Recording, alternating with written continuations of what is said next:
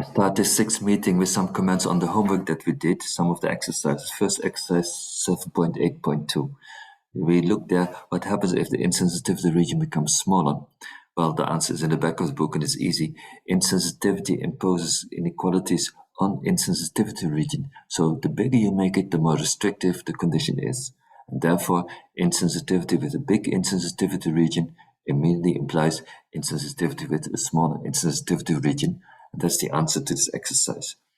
I want to discuss this exercise a bit more because it shows a pragmatic way to live with insensitivity region that we will do in the rest of this course.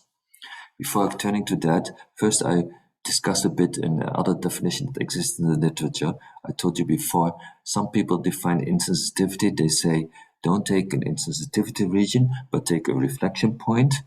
Then require that the weighting function is concave and probably above diagonal to the left, and it is convex and below the diagonal to the right. So that's often used as a definition. I criticized before because convexity in the middle region is not the essence. That's not what is important about this phenomenon. It's that the jump of W near P is 0 and P is 1, so that there's overweighting of the extreme outcome, both the best and the worst. That is the characteristic, the essence of that phenomenon. And our definition targets on that, and the definition of the literature does not do that. There's another pragmatic argument, and that is, imagine with the definition of the literature that you change the reflection point a bit, then between the old and the new reflection point, you have opposite requirements, convex versus concave. So what shall it be? And then, mathematically speaking, if you take the wrong reflection point, you're making a mathematical mistake. You're saying something somewhere that's not true. But that's not very nice. Even more if you realize that empirically, in practice, where the exact reflection point is, where it changes from convex to concave, is not important. The function is almost linear in the middle region. A very small change in the data can bring a big change in that reflection point if it exists. So this classical definition, pragmatically speaking, is a bit inconvenient. For our insensitivity regions, this works more conveniently because if you change the insensitivity region, you're not contradicting anything you said before, you're only adding or removing requirements. And therefore, in practice, it's enough in applications that you know that the insensitivity region is big enough for what you want to do. Then you need not know exactly how big it is. And we will use this pragmatic approach in the rest of this course. From now on, we will assume that the insensitivity region is big enough for whatever we want to do. Empirically, often the 0.05, 0.95 is a good insensitivity region. But anyway, we assume from now that it's big enough for what we want to do, and we do not think about it anymore. Also because we don't have very much time, we want to do other things. But that is the pragmatic approach in the rest of this course. And this exercise helps to do it. Now I turn to another exercise, and now I turn to an extra assignment. And extra means it is not in the book. It is 7.10.3, and that extra assignment asks us to look at example 7.10.1 and imagine that the 30 problems will be different than what they are. That we had 75 instead of 77 here, and 17 instead of 13 here. So I indicated in red the changes that that assignment asks you to think about. And the assignment asks you, what would that do to the indexes? But then don't use paper pencil, don't do any calculation, just from your mind eye, try to reason qualitatively what kind of effects would happen. So let us do that. And first I discussed a bit the change from 13 to 17. It's a big increase in the certainty equivalent. It means that this small probability 0.01 of getting the good outcome 100 is receiving much more weight than it did before. So, and more weight, higher W value means more optimism, as you know. So this change is suggesting that the optimism index will increase. Well, how about the sensitivity index? Well, you know that insensitivity means overweighting of small probability of good outcomes.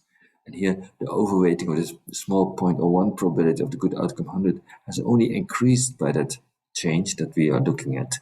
So therefore, this change you expect, it will increase insensitivity. It will therefore decrease the sensitivity index.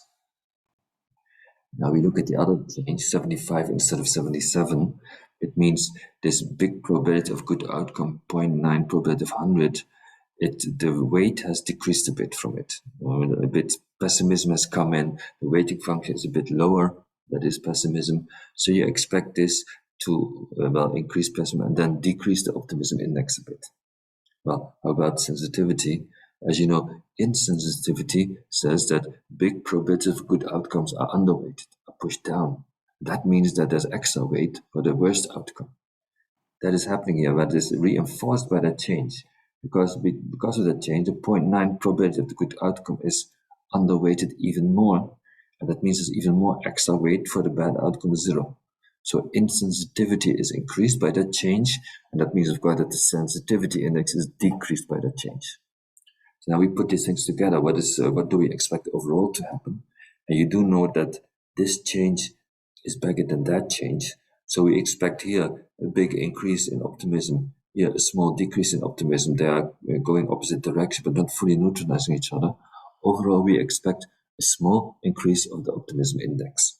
When it comes to sensitivity index, we think that the insensitivity has been increased by all the changes.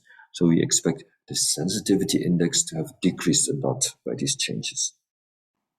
Okay, now after this being done, we can do exercise 7.10.1, which asks you to just do calculation. You do use paper and pencil and calculations to see what these changes do, but that confirmed what we said. If you do the calculation, you see that optimism index increased from 0.45 to 0.46, so it has a small increase that we predicted. The sensitivity index decreases from 0.8 to 0.725, so it decreases a lot as we expected. So indeed, our qualitative speculations are confirmed by the calculations. The last exercise I want to say something about is the exercise 7.2.5. And for this exercise, I want to bring up here what I do, the curve of the neo-additive weighting function. This extra exercise says, let's look at a small variation of expected utility, one where you give extra weight to the best and the worst outcome. And of course, you take that weight away from the other outcomes. So what you do a complex combination of expected utility and utility of the best outcome and utility of the worst outcome. You assign a total weight of A, and A is positive or smaller than 1 to the expected utility. Then a bit of the remaining weight, let's say B, you assign to the best outcome, its utility, and combine 1 minus A minus B, what remains is the extra weight for the worst outcome. So that was the formula proposed in the assignment. And then I claim that's the same as doing rank-dependent utility maximization with this weighting function. So let us look a bit and take some time what happens if you do rank-dependent utility with that weighting function.